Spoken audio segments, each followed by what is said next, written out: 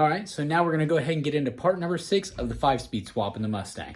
All right, now with part number 6, what we're gonna do is we're actually going to finish installing the clutch. We're gonna go ahead and get that in there, the clutch disc and the pressure plate, get it all lined up. And look at that pretty brand new clutch disc. All right, so this is from Ram. This is their HDX clutch and the alignment tool. So now what we're gonna do is go ahead and install this into the pilot bearing and get this clutch disc lined up. Now I will say these bolts already do seem to have a thread locker on them. So what I'm going to do is I'm still going to apply just a little bit of blue here at the end, just to kind of make sure, because once again, I can never be too safe. The last thing I want is this thing coming apart and turning into, you know, a projectile of some sort that's going to take my legs out. So yeah, you'll see me use extra thread locker. You'll see me use all these extra things, but only in the name of just being safe. It may be a pain in the butt to take apart later on down the road, but you know what? I'll deal with that then. You know, we're gonna eventually get into building another bottom end aluminum block and building something for more power. But for right now, with this, you know, thing being limited around the 450, 500 horsepower range, that's what we're dealing with right now. And I'd still like to keep this clutch, you know, in one piece for that. Anything that comes apart, I mean, my legs, man bits, whatever, I want to keep it. And as stated before, we're gonna go ahead and use the alignment tool, throw the clutch disc in place, and then put the pressure plate on, start getting it all mounted up and tapped in, and then we'll start aligning the bolts up and then doing the torque sequence. Something else we'll wanna note, you see that, how it's higher on this end? This is the side that goes towards the transmission, not this side. Engine, transmission side. So it's gonna literally be installed in this direction. All right, so ran into a little bit of a snag, and when this is actually into the pilot bearing, what's going on is this is actually trying to slide out and then leaving the disc kind of like this. And when I go to put the pressure plate on there, it's almost like the clutch disc may fall out of there, and I don't want that to fall out of there, especially to hit the ground. It'll damage it. So what I'm gonna do is do an old machinist trick, and we're gonna take a center punch and we're gonna punch all the way around this. And what that's gonna do is it's gonna swell this diameter a little bit to actually hold it into the bearing better. See, and just like this, you're just gonna center punch it all the way around, and what it's gonna do is it's gonna swell the center of that just a little bit, maybe 15, 20 thousandths. You can kind of see how it's created a lip there on the left side. And what that's gonna do is just gonna give it that little bit that it needs to hold it snug in the bearing. Now don't do that too hard, because you can actually break the tip off this. I have 2 of these just in case, so this is an experimental one, but if you break the tip off, you only have one, then you're gonna have to wait for another alignment tool. And that's just random little things that I know, because I mean, by trade, that's what I do. I'm a machinist by trade. So just random little tidbits that I've learned along the way to help me fit threads and just random things. But something like that is it's very handy. See, now she's held in there very nice and secure and flat. That's what you want. All right, so now that we have the pressure plate installed on there, we got all the bolts starting to thread in. Clutch disc is aligned. So now we're gonna go ahead and start torquing it down in a star sequence.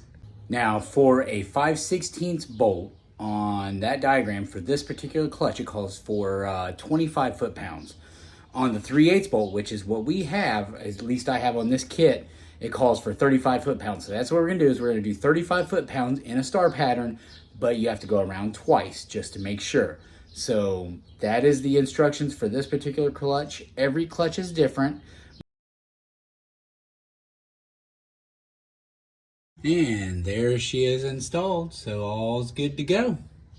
So now everything's torqued down, and now we'll go ahead and get rid of that shifter up there, pull that out, and then we'll start trimming that transmission tunnel if we need to get the transmission in. All right, so now you can see my car is an absolute mess in here, so don't pay no attention to that because I have extra parts everywhere. So what we're gonna do is we're gonna remove the center console, get that out, and then we're gonna remove the 4 bolts for the shifter, remove that, and then we're gonna look and see if anything needs trimmed inside. All right, so I just pulled the center console back a little bit, got to the bolts and everything on there to get that shifter out. Now there is 4 8mm bolts in these locations here, but these right here are little T15 Torx bits. You have to remove those, but there's also another one that's hidden right down there in that little spot right there. that Torx bit actually has a cable that connects to that right there. And what that is it's a selector stop for the most part. So when you have the car in, say, drive, you can't pull the key out of the ignition, and that's what that cable is for.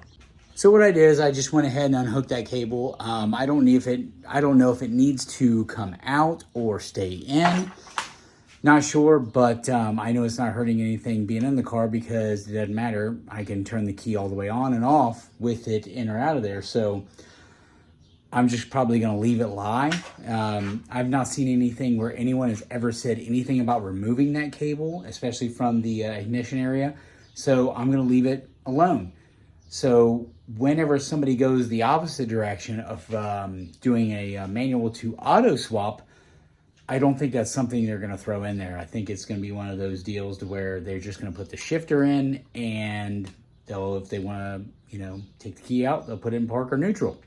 All right, so something that I'd run across, and at first I didn't think it was a great idea, but it was, stupid cheap, so I went ahead and grabbed it, was I bought a used manual trans shifter gasket. Well, the great part about this is the fact that you can actually see the impressions underneath of where the cutout should be for the actual transmission tunnel. So now I can make a cardboard template of this and match it to those two bottom holes right there to actually trim the transmission tunnel to where it needs to be for the manual, and it even has the little clips pieces for the top. So now I know where everything is supposed to go.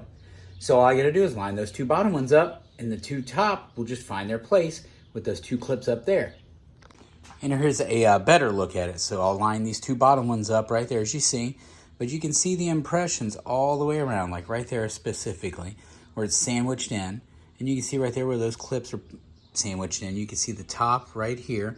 So yeah, that's all actually going to work out just fine, because I can see how far it's been cut and how open it is.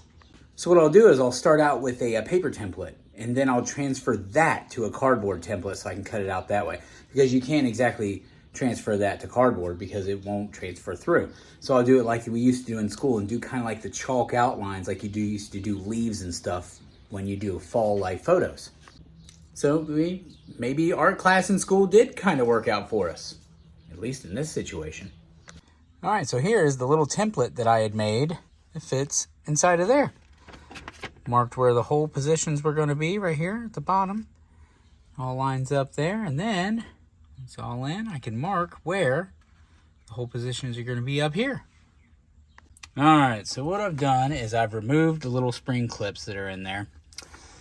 Placed the new gasket in there. Made my trim, my tracer panel here. As you can see, I've already drilled my holes for location since I already have these on location. So now all I got to do is trim up through here. Just take this little bit of area out. And that way the shifter will come through and I can bolt the factory boot down. All right, so now I've got it all cut out. And that should allow for plenty enough room for that to come through. Now what I'm going to do is I'm going to hit this with some rust-proof paint just to make sure. And we should be good to go. Should be enough clearance. And by the way, guys, you're cutting. Safety glasses, man. You don't want that stuff in your eyes. All right, so now I've sprayed some rubberized undercoating in there to make sure nothing will rust. I'm gonna let that cure for a good 24 hours or so, and then we'll get on to the next part. So don't forget to like and subscribe, guys, and we'll see you on the next one.